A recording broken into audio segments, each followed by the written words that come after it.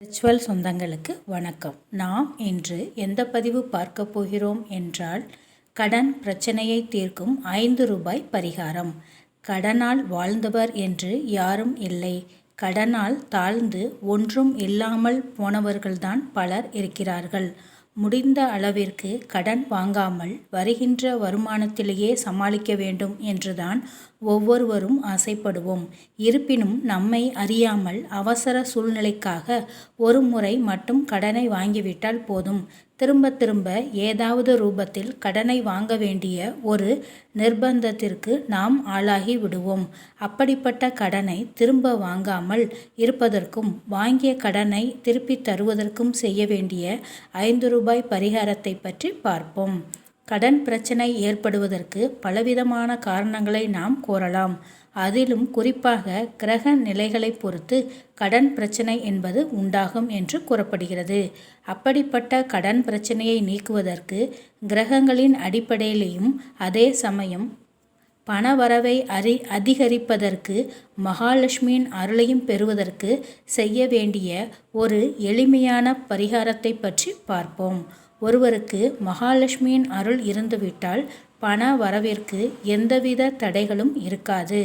பணம் தாராளமாக வந்துவிட்டால் அவர்களுக்கு கடன் வாங்க வேண்டிய சூழ்நிலையும் ஏற்படாது. அதனால் மகாலட்சுமியை நாம் வழிபாடு செய்ய வேண்டும்.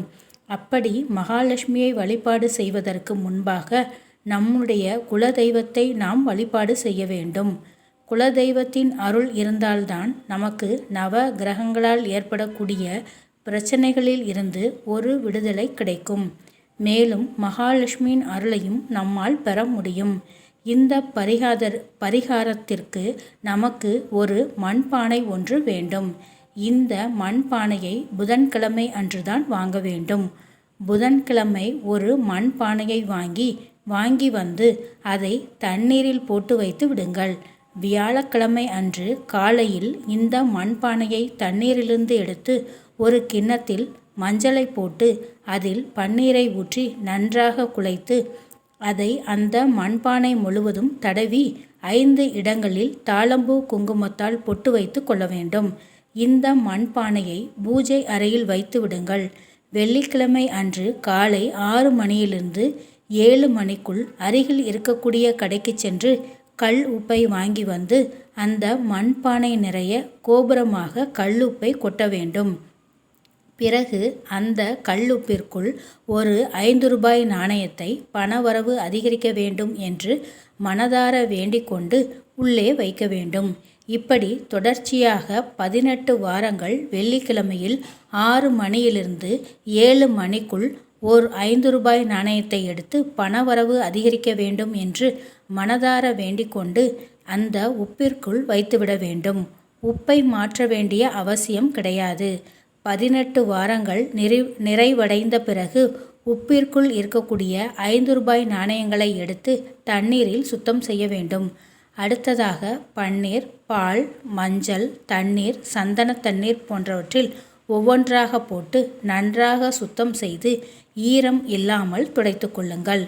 ஒரு மஞ்சள் நிற துணியை எடுத்து அதில் இந்த 18 5 ரூபாய் நாணயங்களையும் வைத்து மூட்டையாக கட்டி வீட்டு பூஜை அறையில் இருக்கக்கூடிய குலதெய்வத்தின் படத்திற்கு முன்பாக வைத்துவிட வேண்டும்.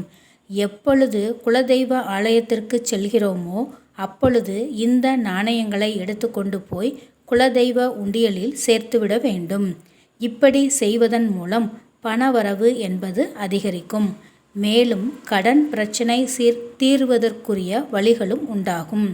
எளிமையான இந்த 5 ரூபாய் பரிகாரத்தை முழு நம்பிக்கையோடு செய்பவர்களுக்கு குலதெய்வத்தின் அருளாலும் மகாலட்சுமியின் அருளாலும் செல்வ செழிப்பு என்பது உயரும்.